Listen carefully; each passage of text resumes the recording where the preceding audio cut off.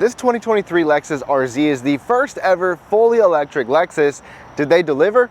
Well, we're going to talk about that. We're going to take a full detailed look at the exterior, the interior, get it out on the road for a test drive, talk about the range and charging and everything that there is to know about this Lexus RZ. Let's get started.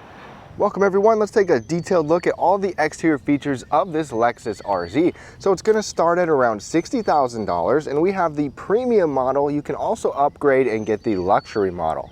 So starting right up front, this is gonna look just like other Lexuses except without the grille, but you still got the same shape, the same styling, even some design kind of where the grille would be. We're also gonna get LED headlight standard, LED turn signal, and the signature Lexus daytime running light. As far as I know, we don't have the triple beam headlights available on this model at this time, but these lights still look pretty nice. Styling wise, what do you think? It's got a floating roof design in the back. Otherwise, the curves and the angles remind me a lot of the newer Lexus RX. And obviously this is the RZ, so that's probably how it's supposed to be, but what do you think of the overall look here? It's definitely pretty sharp and angular.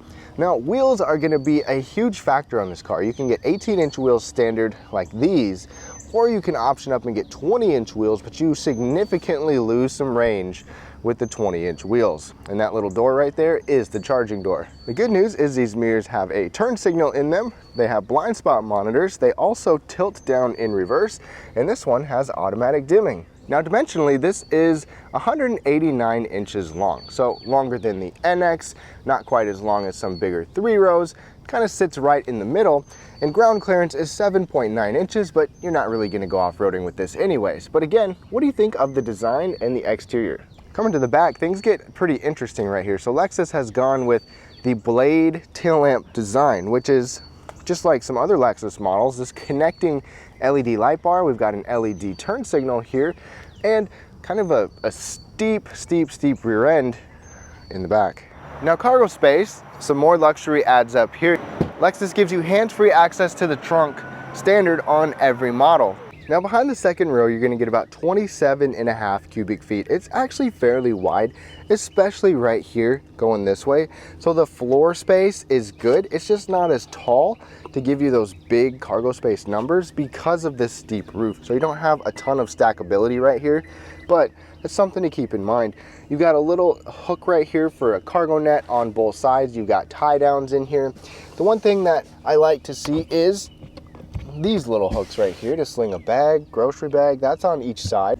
Plus you have a 12-volt power outlet over here too. Lexus even gives us some little straps right here. This is kind of cool if you want to shove something right there. And this cargo floor is two-tiered, so you've got a lot of space under here. This is actually pretty deep. You can put the standard Lexus charging cable here if you want to. Otherwise, there's even a little bit more room underneath there and you can lift that up. Even though this is a $60,000 plus vehicle, you still have to come to the second row to fold these seats down. They don't even give you manual like levers, and it's not a center pass through. It's just a 40-60 split, but you do get a good amount of space right here and it is fairly flat. So keep that in mind. Then when you're all done, you can use your foot to close it as well. So hands-free, open and close standard. Now, Lexus gives us the smart key. This is just like other Lexus key fobs. Obviously, you don't see a remote start button on here, but if you 3-press the lock button and hold it on the 3rd time, it will remote start and the car will actually stay running, unlike many other Lexus models. Smart key system works like this. You've got this button and this little line to lock it, power folding mirrors. Otherwise, the handle doesn't actually pull out. It's similar to the NX, just a little touchpad right there and a sensor, and then it opens up just like this. If you want the digital key, that's optional on the premium or standard on the luxury. Now the front seats here, you're gonna get 10-way power adjustable seats, which includes 2-way lumbar support. You're gonna get New Lux, which is a synthetic material right here, kind of like Toyota's Softex on this premium model. Otherwise, you will get ultra suede on the luxury model. The bolstering looks nice, the seats look nice. They also feel pretty nice, even though it is a synthetic material. And the adjustments down here, tilt, regular adjustments, and 2-way lumbar, like I said. One nice thing is you're gonna get memory settings standard on here, 3-position memory settings standard. These seats will also come standard, heated and ventilated, and you can have it be an automatic setting as well. So you don't even have to adjust the heating and ventilation on the seats. It can just kind of go based off of the ambient temperature and your climate settings. Now, one optional feature is a radiant knee heater which is optional on the premium model and standard on the luxury model. With the seats having memory settings, the steering wheel does too. It's power, tilt, and telescoping, standard on every model. Overall room in here is still pretty good too. You don't have a huge center console. You've got a decent amount of leg space, and it's actually nice and soft around your knees. And these seats have been comfortable. The headrest is maybe just a little bit far forward for my taste, but overall, good comfortable seats. Now there's nothing too special about the back seat. The exact same kind of entry here. And one nice thing though about this back seat area is that it is totally flat coming across, or almost totally flat. I was able to fit 3 adults in here across. I don't know if they were comfortable, but at least they fit. Legroom behind myself, I'm 5'9". That's where I like to sit. The knee space is actually pretty good, but I didn't know I had the seat so low because I can't put my feet underneath that seat at all. At least we get air conditioning vents right here, 2 USB charging ports, and a 12-volt power outlet, and like I said, a nice flat floor. Over on the door, this material is still soft. This is really soft, good grab handle, and a good bottle holder. And if you have kids back here, you still get this safe exit latch system right here, to where this will monitor and make sure that there's not a car coming behind you or a pedestrian or something, so it doesn't allow you to open it up and get smashed when you get out. At least the backseat passengers get a view of this dual pane roof, even though you cannot cover it. It's fixed like this. We also get a center folding padded armrest with a couple of cup holders. And I can sit up tall, no problem there. There's a lot of vehicles lately where the headroom just is not good, but it's good in here. These seats don't scoot forward and backwards, but they can recline at least a little bit. Now hopping inside this Lexus RZ, it's gonna look very familiar if you've seen the recent NX or the RX. It's just very, very similar, and that's, you know, because it's a Lexus, but it's an electric car, and some people maybe thought it would be a little bit different. Now, for sound insulation, some machines just turned on over there, really loud, but when I shut the door, you don't hear them hardly at all. You've got a nice soft panel up here. You've got a soft armrest right here. This push button is how you get out. You just push it, get out. If you actually need to get out in an emergency, you can pull this, and that will unlock it as well. You've got a little space down here for bottle holders, nothing big though. Over here, you can open up your lift back right there, memory settings, and your trip computer right there. Rain sensing wipers are gonna be standard on here on every single trim. We've got these little paddles. They're not paddle shifters necessarily, they're for regeneration. We'll go through that in the test drive. And I've gotta say, this is the softest leather steering wheel I think I have ever felt. It's leather, it's heated wrapped, or it's leather wrapped, it's heated. You got the same material for the steering wheel controls that you're used to, but just like we've seen in some new Lexuses, you've got this touch tracer right here which doesn't have any markings on it. You're gonna have to look at the screen or at your head-up display to actually know what you're pushing. Okay, so right now, if I go to touch the steering wheel controls, you know, you can see I've got some audio, some voice seeking buttons right here.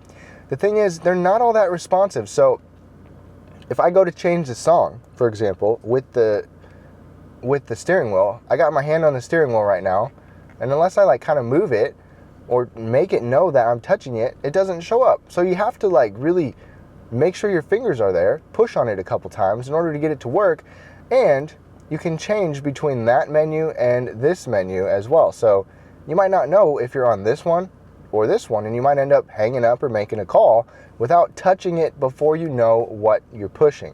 Now I'm on the other side of the steering wheel, and it's the same thing. You've got a menu that you can change between adjusting your head-up display, this, and you can kind of customize what is on each of these icons right here, but still you'll have a couple different menus and you won't know exactly what you're going to be pushing until you're already pushing on it. I'm not a big fan of these at all. If you want to customize those, you've got to go into the main display to change that, but you still don't actually know exactly what you're pushing. By the way, that is a 10-inch head-up display right there, which is an option on this premium model, standard on the luxury.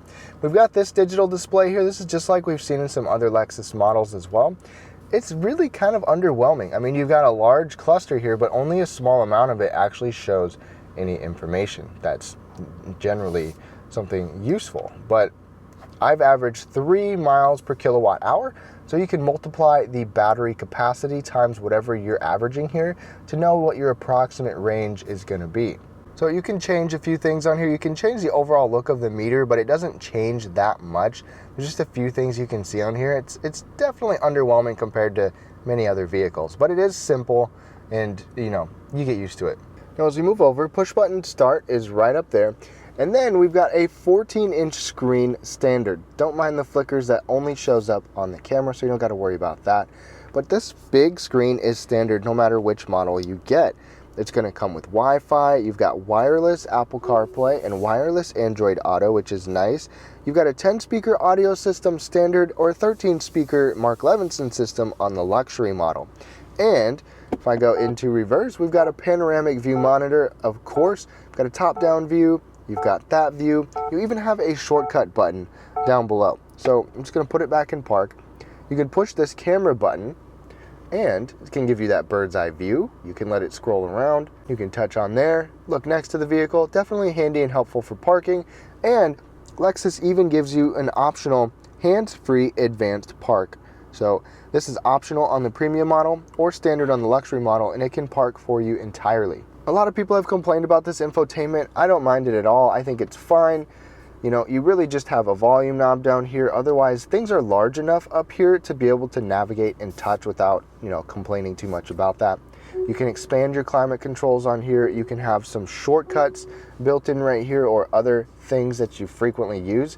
One thing that's annoying is the drive modes are on here. We don't have a knob or anything for that, and they don't all fit on one section. You've got normal, eco, sport, custom, and then range to get the maximum amount of range. So watch this. Right now it says I have 112 miles. If I hit the range button, magically it says I have 144 miles. We'll talk about that more in the test drive. Down from there, you've got all your climate controls right here. To adjust where your fan is going, you can do that. You can hit auto. You've got auto climate controls for your seats, your steering wheel, even auto optional for the passenger. And these are cool. They're integrated into the screen. You've got dual zone climate here. You can move it and it shows up on the screen right there. It's pretty neat looking. Then down from there, you've got 3 USB-C charging ports, a wireless charging mat, or extra storage area right there. Our shifter is right here. And this is a little bit interesting. If you've never seen this before, you might not know what the heck to do. Obviously, push down for park. But if you want to go into drive or reverse, you have to push this ring down and then move it over. Push the ring down, move over, or if you just press straight down without turning it, you'll be in neutral. And it's got this nice knurled pattern around it. We've got traction control, electronic parking brake, and an automatic brake hold button.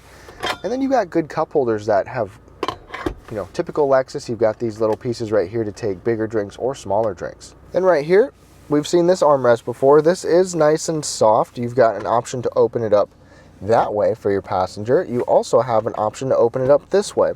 And I hope you like this glove or this compartment because you don't have a glove box in addition to this. That's right, there is no glove box over there at all. There is a little storage area underneath of here.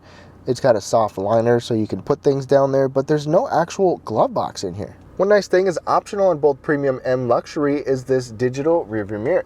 We've seen this in other Toyota and Lexus products. You can adjust this, gives you great visibility looking out the back. And overhead, of course, you're gonna get LED interior lighting. You know, you got an electric car, you've got a little sunglass holder right there. And one button that we're missing is the one that makes this big panoramic roof opaque or see-through. But right now, it's literally just fixed glass. You've got a dual pane roof, but you cannot change this. Obviously, it is tinted. It's not gonna let in as much heat as the side windows, but you can't cover this. You can't change it or nothing. On the luxury model, you'll get the Sky View one, which you can make an opaque color, kind of like the Toyota Venza, but you can't do anything about this. And at night, you'll get single color ambient lighting on this premium model with cool pattern on the doors, and the luxury model will give you multicolor ambient lighting. Okay, let's talk about the powertrain. Now, obviously you don't have a regular engine under the hood, but you also don't have a front trunk, which is kind of disappointing. You've got a lot of hardware under this hood. So for this Lexus RZ, we got a lithium-ion battery that's about 71 kilowatt hours, one electric motor at each axle, so you get 2 with 308 horsepower combined, and it is all-wheel drive standard. 308 horsepower, 2 electric motors, all-wheel drive, not a bad combo. It is actually pretty quick too. Electric power is definitely very zippy, 5 seconds, 0 to 60. But the absolute biggest factor is what wheels you have for the range. So the premium model with 18-inch wheels is gonna get up to 220 miles of range. The rest with 20-inch wheels are gonna get 196. Not very good numbers. And if you're worried about batteries and things like that, the longevity, Lexus says they expect this lithium-ion battery to maintain 90% of its capacity over 10 years. Now charging, here's the deal. Lexus gives you a level 1 charger standard. It takes like 50 hours to charge from zero, but you have that at least available, unlike some EVs that give you nothing. You can get yourself a level 2 charger like I do in my garage and charge this thing to full in about 9 to 9.5 hours. You just get a 240 volt plug in your garage, buy a level 2 charger, and you're good to go. If you want the fast charging, the DC fast charging, the public charging, you can charge up to 80% in 30 minutes. The charging door is right here. You can pop it open just by your hand, and there you go. And when you're charging it, Lexus actually shows you a little indicator on the inside that shows you how much time you have left.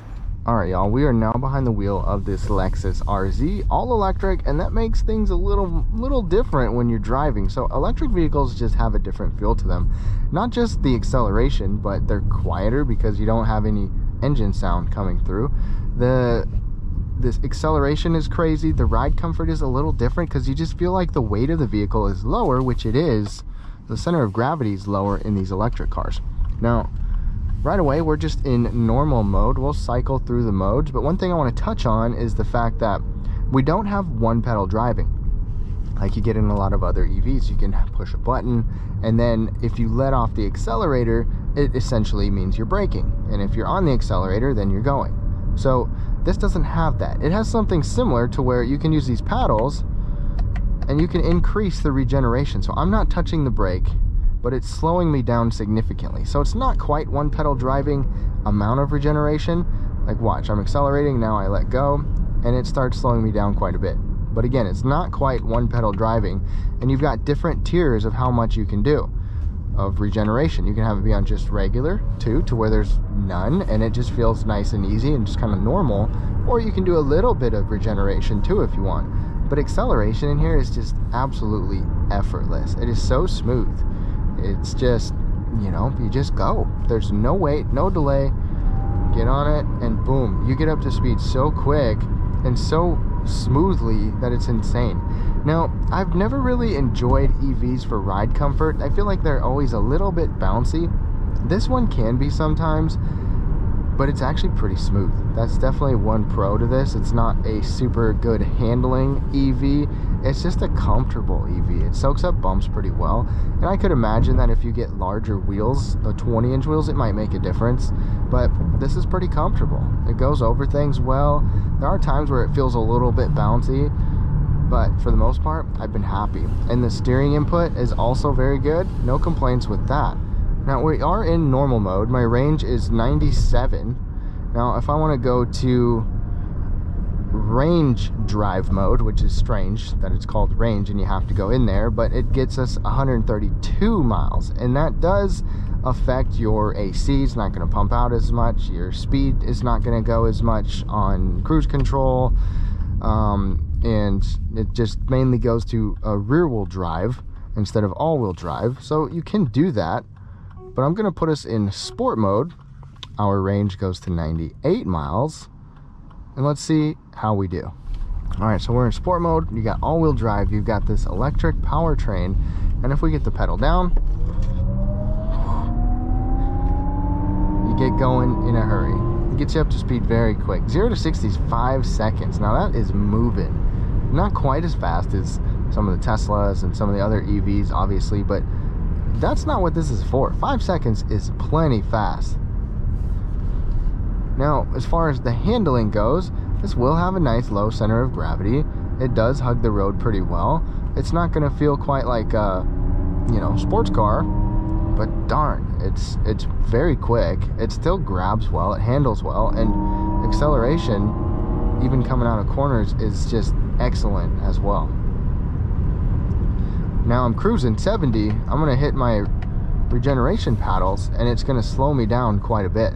You can still drive with that and it's still gonna be peppy in your sport mode, but it's gonna pull back with the regeneration to help you gain and keep more, about came in my lane, keep more of your energy. Now I'm gonna get us back into just a normal mode. Eco mode just kind of dulls your throttle, makes everything a little bit more lackadaisical, as typical for eco mode. Now, this does have Lexus Safety System 3.0. You can option up and get the lane change assist, where it will actually change lanes for you. This one doesn't have it, but that's an option. It's got the radar cruise, lane keeping system, emergency braking. This one can even park for you. So there's a lot that comes standard on here, and even more optional safety features as well. Now, as far as wind and road noise, wind noise has been very good. This one doesn't even have laminated glass. The luxury model will give you laminated glass on the side, but this one doesn't have it. But it's still been fairly quiet, especially wind noise. Interstate speeds, it's very good. Once you get on a rougher textured road like the one we're about to get on, you definitely hear more of that noise. As typical with most vehicles, it might be largely due to the tires, but I test all vehicles on the same road surfaces, and this is still quiet, but more road noise gets in here on this surface. Maybe a little more than I would expect, considering its price tag and how quiet it was on the interstate. But let's go ahead and wrap things up. So to wrap things up on this 2023 Lexus RZ, it's very similar to other Lexuses. I mean, if you just took out the electric powertrain, you'd feel like you're just sitting in an RX or an NX, and maybe that's a good thing for you. I think it's okay because you still have a comfortable feel with this Lexus. If you want a Lexus branded vehicle, you want to stay with Lexus's nameplate and move from one of the more traditional gas or plug-in hybrid ones to a full-on EV, it's not going to be a big transition. The only thing though is the range on this RZ is just not good, especially compared to some top EVs. But if you can get around that, charge at home, not go on trips, this RZ is still a nice option. It's comfortable. It's got some good features, a lot of standard features as well, but it does get pretty pricey. You definitely pay a premium for this EV. I'd love to know what your thoughts are down below. I hope you enjoyed the video. A thumbs up if you liked it, and have a great day.